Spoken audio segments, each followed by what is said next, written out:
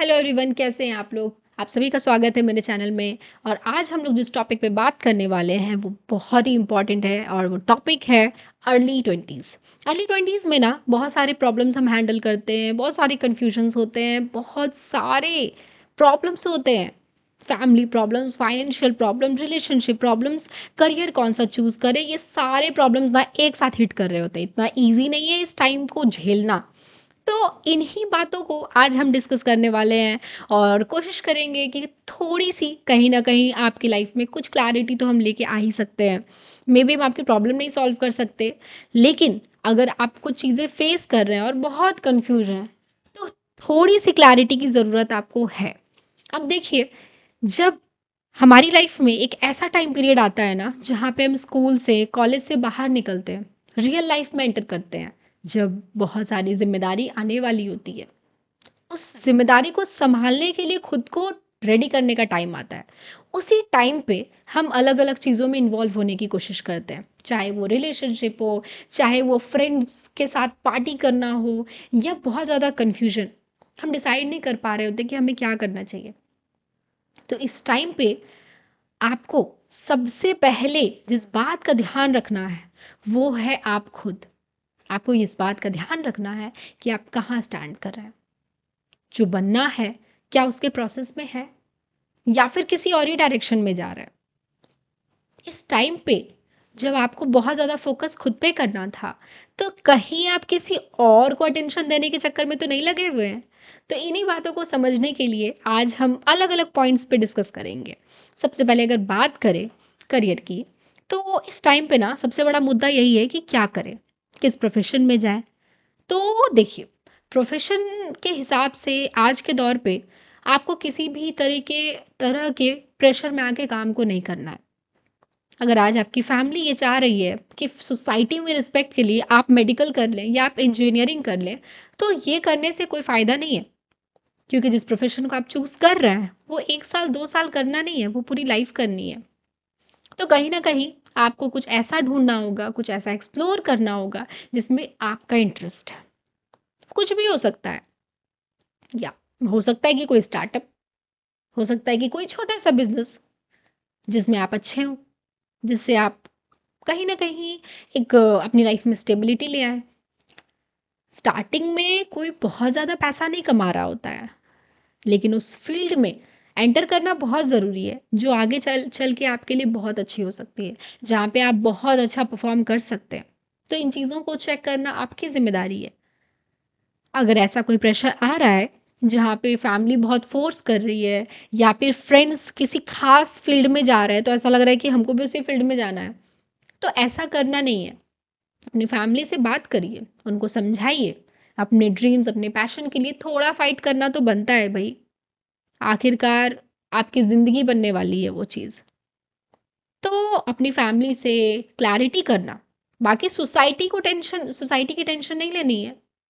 उसका तो काम है बात बनाना।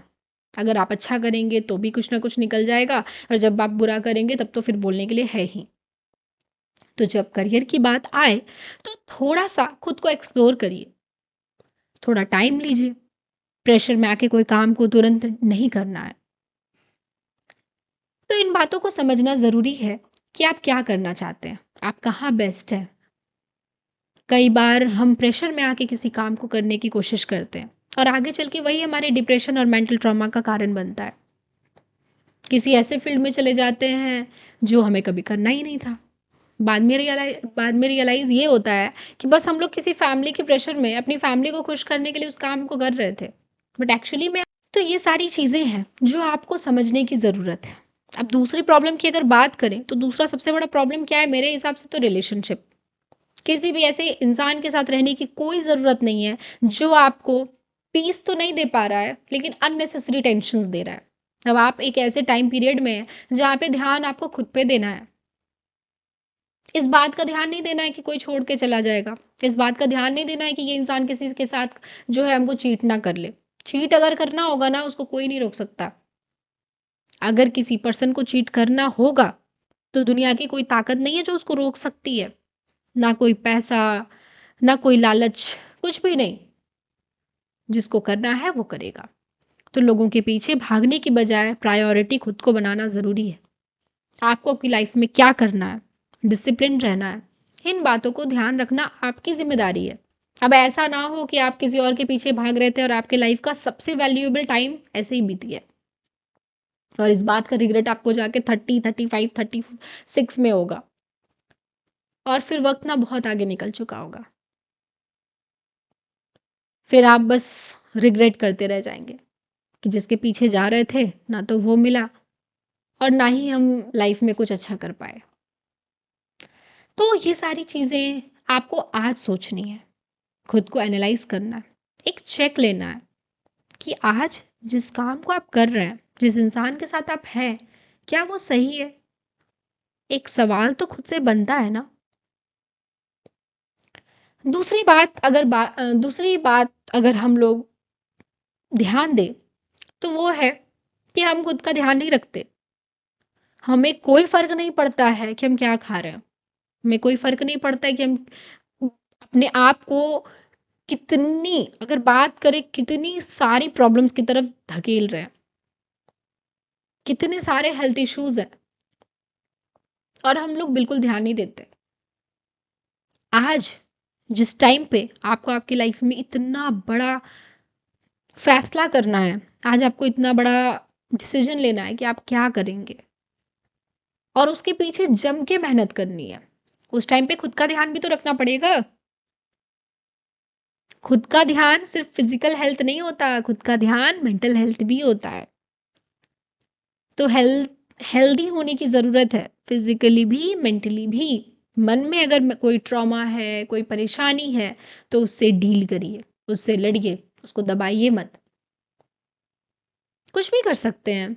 एक अगर बात करें तो 1 घंटा आप जिम में बिता सकते हैं, योगा कर सकते हैं, मेडिटेशन कर सकते हैं, जिससे मन को शांति मिले, डिसिप्लिन आए लाइफ में।